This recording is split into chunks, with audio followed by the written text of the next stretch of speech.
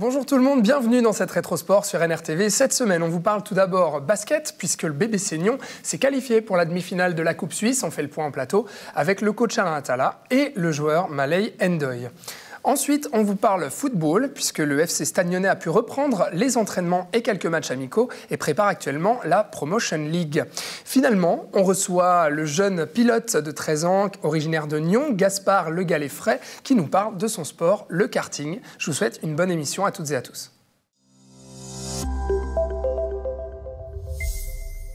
Le bébé Seignon a fait durer le suspense, mais il sera bel et bien en demi-finale de la Coupe Suisse. Les Nyonnais ont tout donné face à Boncourt. C'était vendredi soir au Rocher, en quart de finale donc de la Coupe.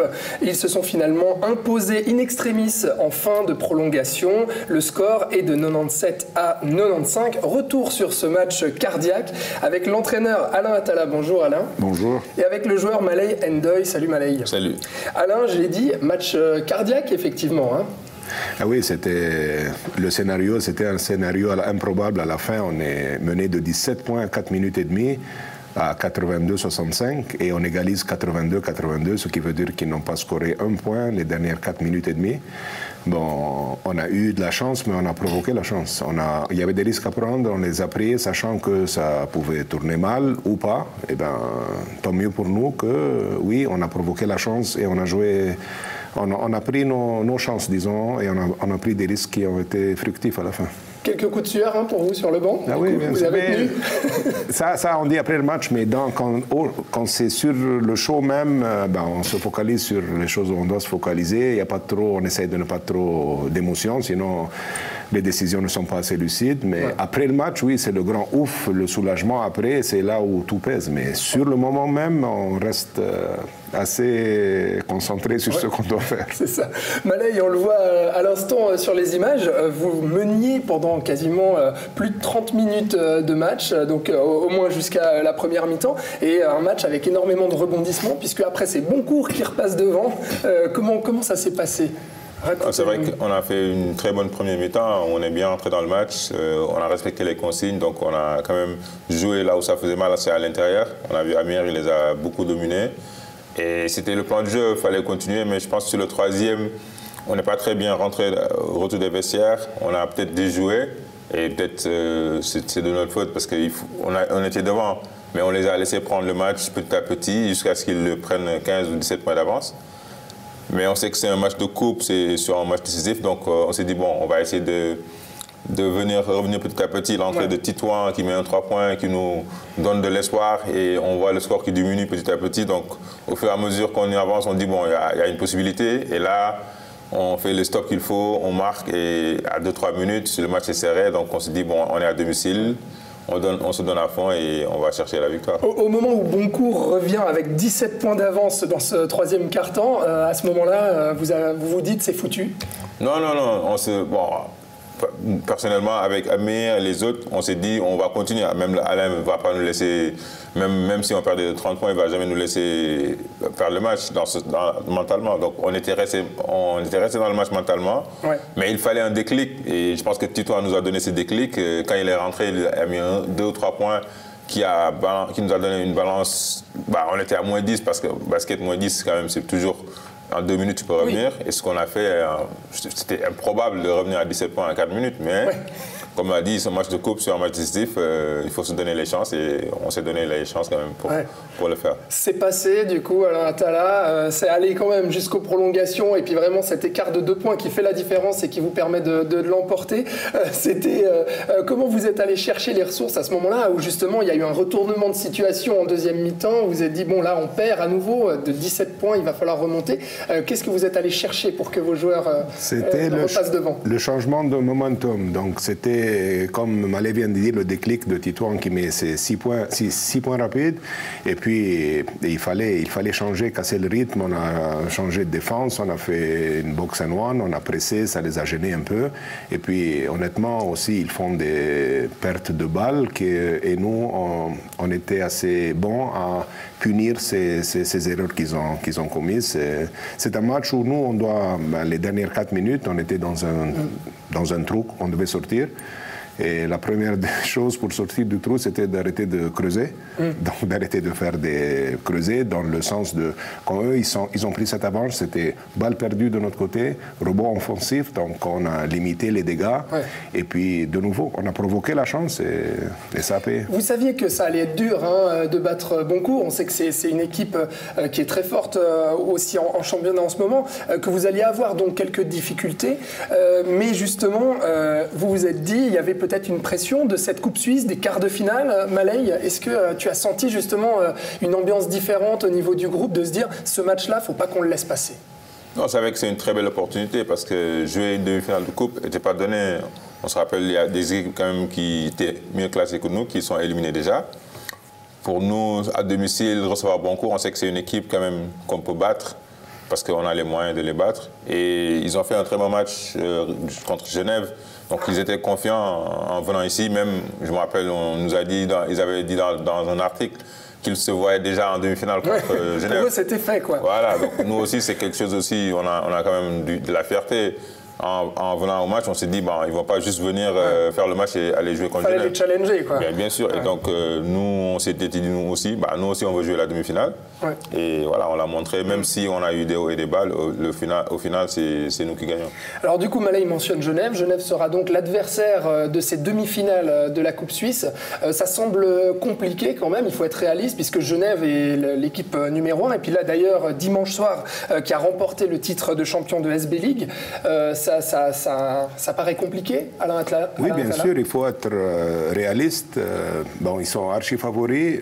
Contre Boncourt, aussi retournant sur Boncourt, Boncourt était les favoris, et c'est ce qu'on s'est dit dans le vestiaire, mais ce n'est pas toujours les favoris qui gagnent. Mais on sait que Genève sera archi favori. Et juste pour retourner sur le match de Boncourt, comme Alain a dit, le déclic, c'était Titouan qui met. Mais je pense qu'il y a une autre action qui a fait beaucoup de bien. C'est Malay qui se plonge sur une balle. Et ça a donné, je pense, vraiment, ça a boosté le spirit de l'équipe. Mais ça a vraiment pesé, je pense, toutes ces petites actions qui font que le momentum change. C'est ça, donc la surprise peut être créée finalement en demi-finale. De nouveau, l'équipe est archi favori, c'est l'équipe la meilleure en Suisse, l'équipe la plus complète. C'est important aussi que les joueurs prennent du plaisir de jouer cette demi-finale. C'est pas chaque jour qu'on est en demi-finale. Prendre du plaisir ne veut pas dire ne pas être sérieux. Prendre du plaisir, c'est vraiment enjoy the moment. On joue contre une équipe archi favori, c'est sur 40 minutes. Oui, ils sont favoris. S'il y a, je sais pas, s'il y a des paris, je sais pas, les odds sont combien. Mais nous, on va pour jouer, il n'y a aucun match où on va pour perdre le match. Donc on va essayer de gagner. Et ce qui se passe, le moment que tout le monde a laissé tout sur le terrain, je ne peux pas demander plus. Bien sûr. On a parlé donc de cette Coupe Suisse. La demi-finale contre Genève, ce sera samedi soir, sauf erreur, c'est ça? Non, ce n'est pas encore la demi-finale, n'est pas encore, elle n'est pas encore agendée, confirmée, n'est pas agendée. Nous, samedi prochain, on reprend le tournoi. Donc les prochains matchs, il y a tous ces matchs de troisième étape. Et puis, en vue des playoffs, je sais que ça va être compliqué, Malay, de se qualifier pour le bébé Seignon, de se qualifier pour ces playoffs. En tout cas, les chances se sont beaucoup réduites avec les derniers matchs que vous avez perdus, notamment contre Lugano dernièrement, qui fait qu'aujourd'hui, mathématiquement, c'est encore possible, mais les probabilités sont faibles. Oui, tout à fait. Si on regarde le classement et les matchs de victoires et de défaites, bon, c'est vrai que ça se complique, mais on va le regarder différemment. Je pense qu'on va aller prendre match après match. C'est ce qu'on s'était dit pour la deuxième phase de saison. Depuis notre victoire contre Bâle, on a dit, bon, le prochain match, c'est Lugano, c'était le plus important. On a joué un match correct, on a eu quand même des trous où ça nous a un peu fait mal. Mais ce sont des choses qu'on travaille tous les jours pour essayer de l'améliorer. Et le prochain match qu'on s'était focalisé, c'était au Boncourt, et on l'a fait. Donc le prochain sera Neuchâtel, avec cette mentalité un par un, un après l'autre. Voilà, et on verra à la fin le bilan final. C'est comme ça qu'on peut, parce qu'on ne peut pas se focaliser sur les autres, on peut se focaliser que sur nous, ce qu'on va faire, et c'est ça qui va déterminer si on aura une chance ou pas de faire les playoffs. Vous l'avez dit, Alain Attala, c'est vrai que bon, ces playoffs, aujourd'hui, c'est difficile d'y croire encore réellement, mais vous continuez à tout donner pour votre but aussi, c'est de gagner de l'expérience. d'expérience cette saison pour revenir encore plus fort la saison prochaine. Oui, avec 2 pas de recul, il faut voir, on savait que c'était une saison compliquée et les objectifs étaient clairs, c'était de donner du temps de jeu aux joueurs suisses et de s'améliorer pour finir la saison mieux qu'on a commencé. Mais on ne pense pas trop, les playoffs n'est pas l'objectif, mais l'objectif c'est de garder des buts assez précis, de s'améliorer, d'être mieux à l'entraînement et on entame match par match pour jouer le match, pour gagner le match et puis on verra. C'est ce qu'on vous souhaite en tout cas. Merci beaucoup d'avoir été avec nous, Malay Ndoye et Alain Attala, donc respectivement joueurs et entraîneurs au bébé Seignon. Et puis on croise les doigts pour cette demi-finale contre Genève. On croise les doigts. Merci beaucoup, à très bientôt. Merci.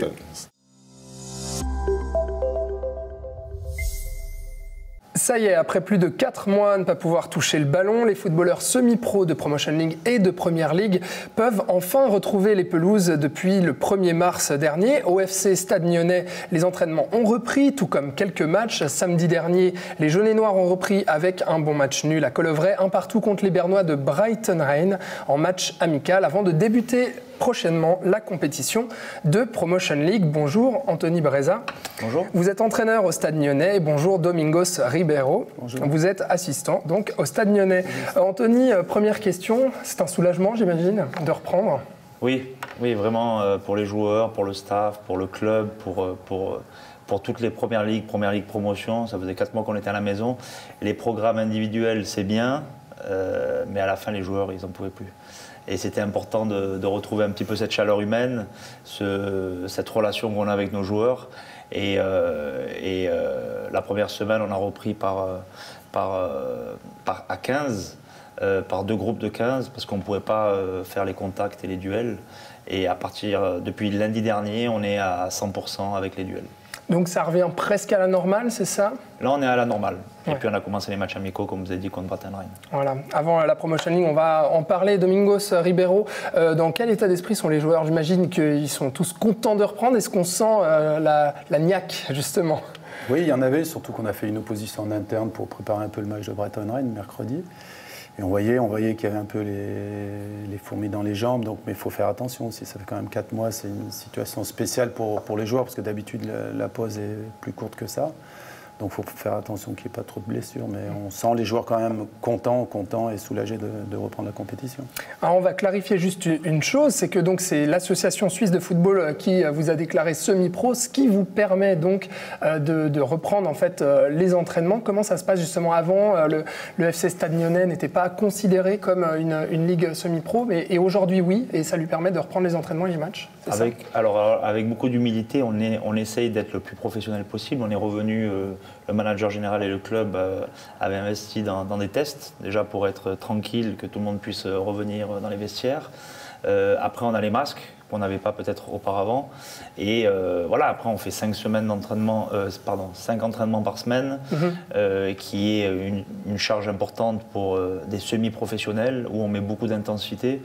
On a des GPS, on a bain froid, bain chaud, on a 2 physiothérapeutes, on a un masseur. On est quand même assez professionnel dans le fonctionnement. Après, c'est quelque chose d'administratif finalement. C'est quelque chose qui va nous permettre de ne pas nous arrêter. Parce que si on est de nouveau en pandémie ou de nouveau qu'il y a beaucoup de cas qui augmentent, nous on pourra continuer notre championnat. Comment se préparer justement au championnat dans cette situation actuelle, à savoir pour le moment on peut jouer, mais demain peut-être qu'on ne le pourra plus à nouveau? Bon, du fait qu'on a cette autorisation, du fait qu'on sait qu'on ne va pas s'arrêter quoi qu'il arrive, donc ce qui peut arriver, c'est simplement qu'il y ait des cas de Covid qui soient dans certaines équipes, que des matchs soient renvoyés ultérieurement. Mais à mon avis, ça va rester dans les normes, je pense. Après, juste actuellement, la Première Ligue ne sait pas si on va faire 3 matchs, si on va faire des play-offs ou si on va aller jusqu'à la 22e journée. Donc il y a juste ça qui est en suspens. Mais À mon avis, je pense qu'on va faire minimum 10 matchs de compétition. Ouais. Donc vous restez optimiste finalement, même si on peut se dire, on entend parler de troisième vague, le Conseil fédéral en parle, on entend parler que voilà, les mesures pourraient se redurcir peut-être à l'arrivée du printemps aussi. Donc il y a quand même ça qui pèse un peu, où on se dit, bon, la compétition, on y va, pour combien de matchs? Dans quel état d'esprit vous abordez tout ça? Nous, on y va, comme Domingo a dit, on y va pour 10 matchs. Voilà, on va faire 10 matchs, on sait qu'on ne peut pas faire plus parce qu'au niveau du calendrier, ça se arrêtera à la 22e journée quoi qu'il arrive. On peut faire aussi 3 matchs plus le match de coupe, ce qui fera 4 matchs. Mais aujourd'hui, on est beaucoup dans la récupération individuelle, mais on est beaucoup porter le masque quand vous êtes dans les vestiaires, mettez bien le masque, c'est notre mot de tous les jours. Faites attention s'il vous plaît. Faites attention, lavez les mains, ouais. On met beaucoup de précautions pour pas amener ce virus de nouveau, parce qu'on a déjà été arrêté, on a déjà été en quarantaine, et c'est pas facile. Maintenant, on se prépare comme si on allait faire tout un championnat, et après, on s'adaptera aux discussions de la Première Ligue et Première Ligue Promotion. Quels sont les objectifs justement pour cette saison, pour ce championnat? C'est quoi les objectifs pour le FC Stade Nyonnais? Bon, c'est difficile à dire les objectifs, je crois que... Comme compétiteur, c'est gagner les matchs qu'on aura à faire. Et après, il y a quand même en fait, l'objectif principal, même si on sait que la promotion elle va être pour Yverdon, je pense. Mais nous, c'est d'être dans les 3 premiers pour pouvoir accéder directement à la Coupe Suisse. Voilà un petit peu l'objectif de résultat. Il y a du chemin à faire. Anthony Breza, le FC Stade Nyonnais est 8e actuellement du classement, donc de Promotion League. Il y a du chemin quand même à parcourir pour atteindre le classement que vous souhaitez. C'est clair, on est à 3 points de la 2e place. L'objectif, c'est de coller tout en haut du classement. On a fait un début de championnat où on a fait beaucoup de matchs nuls. On avait quand même beaucoup d'emprise sur le jeu, beaucoup d'occasions. On manquait un petit peu de finalisation. Ce qui a été moins le cas sur les derniers matchs, et puis on a fait 3 ou 4 victoires d'affilée. On a un bon groupe, on a pas mal de jeunes, et les jeunes, il faut qu'ils apprennent, il faut qu'ils apprennent de leurs erreurs et forger un mental pour gagner tous les matchs. Mais aujourd'hui, on est content du groupe qu'on a, et on a été formateurs ensemble au Servette. On a pas mal de jeunes, et puis leur redonner une 2e chance. S'ils se retrouvent en Première Ligue Promotion, c'est qu'ils ont manqué quelque chose, et leur redonner confiance, comme Adler da Silva qui est parti en Première Division à l'étranger, leur redonner une chance de pouvoir voler de leurs propres ailes et puis performer. Après, pour Nyon, oui, s'il reste 3 matchs, on veut terminer dans les 3 premiers, ça peut être jouable, même s'il y a des équipes qui ont des matchs en moins. On joue chaque match pour les gagner. C'est clair qu'il y a du boulot, parce qu'on a raté 4 mois. Ça pèse, dans tous les sens du terme, physiquement, au niveau des relations, du timing avec ballon, mentalement aussi. Bien sûr. Il y a pas mal de choses. Et nous, on est quand même sur des œufs parce qu'on ne veut pas blesser les joueurs. Parce qu'eux, ils veulent vraiment, ils ont des fourmis, comme a dit Dom, dans les jambes. Mais des fois, on est obligé un petit peu de les calmer pour éviter les blessures et qu'on aille trop vite. Donc, première Promotion League, pardon, le début, c'est, vous m'avez dit, mi-avril. 10 avril. Contre Sion, M21. Ça, c'est sûr. Voilà. Après, on ne sait pas la suite encore. Donc ça, c'est le prochain objectif. Mais avant ça, quand même, il y aura quelques matchs, notamment des matchs amicaux, donc pour se préparer forcément à cette compétition. Et le prochain, c'est ce samedi 20 mars contre Carouge. À Carouge, oui, tout à fait. Donc une équipe qui est dans notre division et qui est une équipe intéressante. Je crois que pour le 2e match, c'est une bonne opposition. Très bien. Et écoutez, on vous souhaite justement de bien entraîner ces joueurs jusqu'à la compétition, et puis bien entendu d'aller le plus loin possible. Merci beaucoup Anthony Breza et Domingo Ribeiro. Vous êtes donc entraîneur et assistant au FC Stade Nyonnais. À très bientôt. Merci bien. Merci.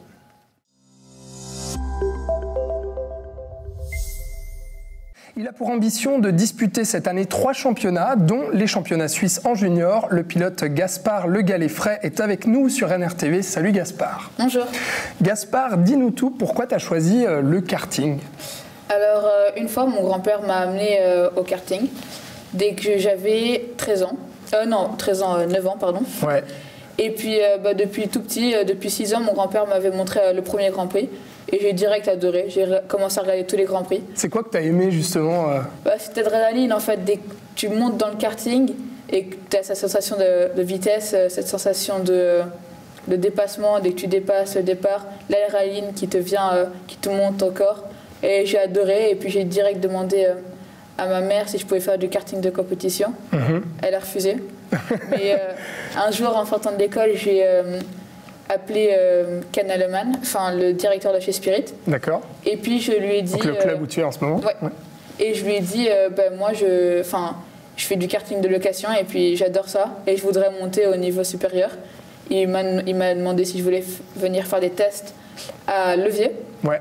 J'ai dit oui et du coup ma mère avait plus le choix et je suis partie faire des tests à Levier. Ah, t'as pas laissé le choix, t'as dit moi c'est ça que je veux faire, alors j'y vais à fond. Voilà. La course, la vitesse, l'adrénaline, finalement c'est quelque chose que tu avais déjà aussi avec le ski. Il me semble que tu faisais beaucoup de ski alpin et que finalement en fait t'as troqué les skis pour le casque. C'est ça.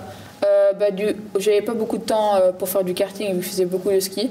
Et puis direct, dès que je faisais du karting de compétition avec Spirit, j'ai décidé de lâcher le ski et de me concentrer sur le karting. Et le ski, du coup, t'en faisais un peu en mode compétition aussi Oui, j'en faisais beaucoup en compétition. J'ai fait les championnats de France, où j'avais terminé, c'était les 2006-2007, et de 2007, j'avais terminé 25e au Coq d'Or.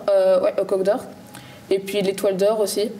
Et pourquoi tu as décidé de t'en séparer finalement et d'aller vers la course automobile plutôt Comme je disais, l'adrénaline. Ouais, elle est différente. Ouais, et puis cet esprit en fait de dépasser, d'être sur la piste avec quelqu'un d'autre, de dépasser, de se batailler avec lui. Puis au ski, j'avais pas ça, je trouvais pas cette sensation-là. Puis le ski, je voulais essayer de tester quelque chose de nouveau. Et je me suis lancée dans le karting. Le sport, la course, la compétition à haut niveau, il me semble que ça vient de ta famille. Il me semble que vous êtes une famille assez sportive et puis que c'est de là en fait que toi, ça t'est venu cette passion pour le sport. Ouais, ma mère, mes deux tantes ont fait beaucoup de cheval, du coup en compétition. Du coup, on a très l'esprit compétition. Et du coup, ça vient de ma mère et aussi de mon père qui est très compétiteur. Ouais. D'accord. Et tu es fan d'automobile aussi, de Formule 1. Il me semble que tu suis en fait depuis petit. C'est quoi? C'est papa qui regarde la Formule 1 Mon grand-père. Ton grand-père? Il m'a montré mon premier Grand Prix à 6 ans. Et puis il m'a direct dit qu'il fallait que je sois pour Ferrari. Du coup maintenant je suis pour Ferrari. Et mon pilote préféré, Charles Leclerc. Ouais, apparemment tu es fan de Charles Leclerc. Ouais, j'ai créé une fan page. Ah oui, carrément. D'accord, ok. Donc la Formule 1, tu la regardes à la télévision, etc. Pourquoi du coup tu n'as pas choisi la Formule 1? Pourquoi tu as choisi le karting? Parce que pour arriver en voiture, il faut commencer par le karting. Et puis j'espère, si je me débrouille bien en karting, monter en voiture. Ah, donc c'est ça l'ambition quand même. Ouais, l'ambition c'est de monter en voiture et de finir en Formule 1. C'est pas garanti que j'y arrive, mais qui ne tente rien n'a rien. Du coup, j'essaye. C'est bien, déterminé, 13 ans. Et puis le karting, donc à haut niveau, tu as commencé donc l'année passée, en 2020. Donc tu as rejoint cette team Spirit justement et tu as commencé tes premières courses internationales. En novembre 2020, tu t'es qualifié notamment pour la finale au Portugal des IM Euro Series. C'était sous la pluie battante. Raconte-nous un peu justement. Alors, je me suis qualifiée j'étais pas directement qualifiée en finale, du coup j'ai dû faire la pré-finale où je partais en pole position. On était 35 en pré-finale et du coup j'avais un peu peur. Au départ, le deuxième il m'a pris devant, mais direct il fallait que je repasse devant, du coup je suis repassée devant au deuxième tour. Et puis ensuite, quelqu'un d'autre m'a dépassé et j'ai fini deuxième du repêchage. D'accord. Et avec la pluie, ça te faisait peur aussi Non, franchement, j'adore rouler sous la pluie. C'est des sensations incroyables. Mais moi, j'aime vraiment rouler sous la pluie. Ouais, faut prendre plus de précautions ou... Non, c'est une conduite qui est différente, j'imagine. Ouais, c'est ça. Plus tu es agressif, plus ça chauffe les pneus, plus tu as plus de grip. Et c'est ça que j'aime, c'est être agressif, bien freiner, tourner. Ouais. C'est ce que... J'ai aussi, je suis bon sur la pluie, je veux pas être, mais je suis bon sur la pluie parce que Ken Alleman, le directeur de chez Spirit, il m'a beaucoup appris sur la pluie. D'accord. Lui, il est très très bon sur la pluie. Ouais. Et Nicolas Robasser aussi, vice-champion du monde, c'est mon coach de karting et puis il m'a aussi beaucoup appris sur la pluie. D'accord. Donc tu fais des courses maintenant à haut niveau, tu as décidé de te lancer là-dedans en rejoignant cette team. C'est pas trop compliqué d'allier les entraînements, les courses internationales, partir à l'étranger, etc. et puis l'école? Alors c'est compliqué, mais il faut faire avec. Du coup, je travaille 2 fois plus que les autres. Il faut que je rattrape mes cours. Ouais. Mais ça va, je me débrouille pas mal. Enfin, dès que j'ai des jours de repos, c'est pas si je pars en Italie pour une semaine de karting, que lundi, mardi, je roule pas. Je travaille toute la journée pour rattraper mes cours de l'école. Parce que du coup, si tu travailles autant, c'est parce que tu as cette ambition en fait d'en faire ton métier finalement, d'être sportif de haut niveau et sportif professionnel. C'est ça. Mon ambition, c'est d'aller en Formule 1, mais si j'y arrive pas, il y a aussi plein d'autres voitures, la LMP, plein d'autres choses. Et puis, mon ambition, c'est d'aller en voiture. D'accord.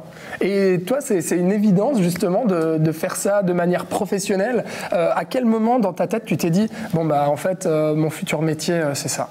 Direct dès que j'ai commencé le karting. Ok, t'es monté dans le kart et ouais. puis... Dès que j'ai commencé le karting de compétition, ma première course, mon premier départ, j'ai direct adoré. Je suis tombé amoureux de ce sport. Gaspard, tes projets pour 2021, il me semble qu'il y a 3 championnats que tu prévois, notamment les championnats suisses en junior. J'ai les championnats suisses en OKJ. Mon but, c'est de gagner. Mais il y a quand même des concurrents solides. Ouais. Et puis, je fais aussi la Vega Trophy en X30 junior. C'est aussi de la gagner. Ça, je pense que je peux le faire. Et les Euroséries, ça, c'est les championnats d'Europe pour X30. Puis, mon but, c'est de finir dans le top 15, top 20, top 15. Ok. Bah écoute, c'est tout ce qu'on te souhaite. En tout cas, merci d'être venu sur notre plateau sur NRTV pour nous parler de ta passion et puis du coup de ton futur métier, on l'a compris. Yes. Donc, pilote de karting, Gaspard Le Gallifret, tu es nyonnais, je le rappelle. Merci d'avoir été avec nous. De rien. Et puis à bientôt, on va suivre ton parcours alors. Ouais. Merci beaucoup. Salut. Au revoir.